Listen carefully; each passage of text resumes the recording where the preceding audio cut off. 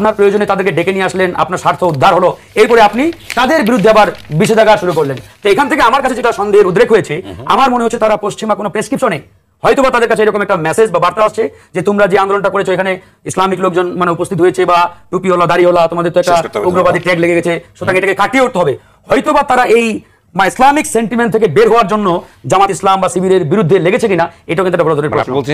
আমাদের একটা প্রশ্ন, সরকার আসলে জনগণের সেই যে রায়টি জনগণ 5 আগস্টে দিয়েছে সেই রায় মানে এক্সিকিউশন করতে বা বাস্তবায়ন করতে বা ইমপ্লিমেন্টেশন করতে আসলে এত ডিলে করলেন কেন? That is the question. এবার আসেন, এই যে সাম্প্রতিক সময়ে আমাদের আওয়ামী লীগ নিষিদ্ধকরণের যে আন্দোলন, সেখানে আমরা হঠাৎ করে দেখলাম যমুনার সামনে ওই এনসিপির নেতারা সেখানে গিয়ে অবস্থান নিলেন, প্রায় টানা 24 ঘন্টা সেখানে অবস্থান করলেন। এখন এখানে একটা বড় ধরনের সংশয় সন্দেহের উদ্রেক হয়েছে জনগণের মাঝে, যেখানে 3 মাস আগে আন্দোলন সংগ্রাম নিষিদ্ধ করে সরকার 144 জারি করেছে। ঠিক এরকম একটা সিকিউর জায়গায় কিভাবে তারা ওখানে গিয়ে অবস্থান নেয় এবং টানা 2 দিন সেখানে অবরোধ করে রাখে। ঠিক একই সময়ে আমরাও কিন্তু আন্দোলন করেছি, গণ অধিকার পরিষদের পক্ষ থেকে আমরা পল্টন মোড় অবরোধ করেছি, সেখানে আমরা মানে আওয়ামী লীগ নিষিদ্ধকরণের দাবি তুলে সেখানে আন্দোলন অব্যাহত রেখেছি। আমাদের আন্দোলনে আমরা যখন পল্টন মোড়ে ইন করি, ঠিক সে সময় কিন্তু আমাদের আন্দোলনে পুলিশ হঠাৎ করে এসে আক্রমণ চালায়, আমাদের প্রায় 9 জন সহযোদ্ধা সেদিন আহত হয়েছে। আর অপরদিকে আমরা দেখলাম সেই যমুনার সামনে তাদের আন্দোলনে সিটি কর্পোরেশনের ওই কুল হাওয়ার যে মেশিন কি বলে এটাকে আমি ঠিক নাম জানি না, সেটা দিয়ে হাওয়া ছিটানো হচ্ছে, ঠান্ডা পানি। একদিকে আমাদের উপরে হামলা চালানো হচ্ছে, আরেকদিকে ঠান্ডা পানি ছিটানো হচ্ছে। তো এখান থেকে তো সন্দেহ সংশয় আরো আসলে মানে ব্যাপকভাবে বৃদ্ধি পায়। আপনি বলতে চাইছেন যে এনসিপি কে ক্রেডিট দেওয়ার জন্য?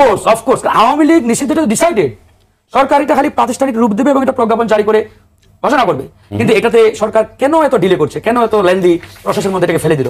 আরেকটি বিষয় দেখেন, এনসিপি যখন প্রথমে আপনার ওই যমুনার সামনে গিয়ে অবস্থান নিলেন, ঠিক তখনই কিন্তু তারা দেখতে পেল তাদের লোকবল বা উপস্থিতি খুব একটা নেই।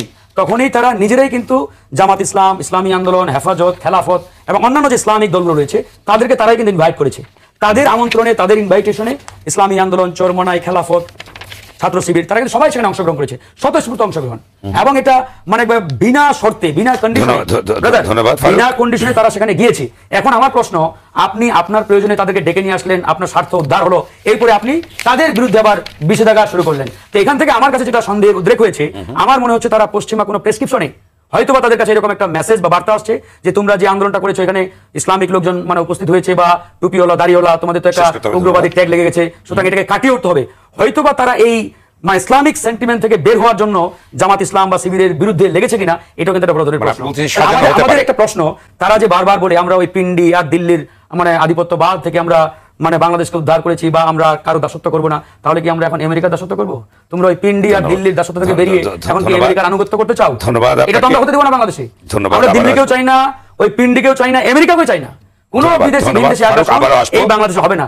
এখানে যে বাক্যটি দিয়ে শেষ করব, এই যে তারা নতুন বন্দোবস্তের কথা বলছে, নতুন রাজনীতির কথা বলছে, তো আমি দেখতে পাচ্ছি তাদের এই নতুন রাজনীতি পুরোপুরি ওই ছল চাতুরিতে ভরপুর। এই ছল চাতুরির মাধ্যমে জনগণকে তারা কি নতুন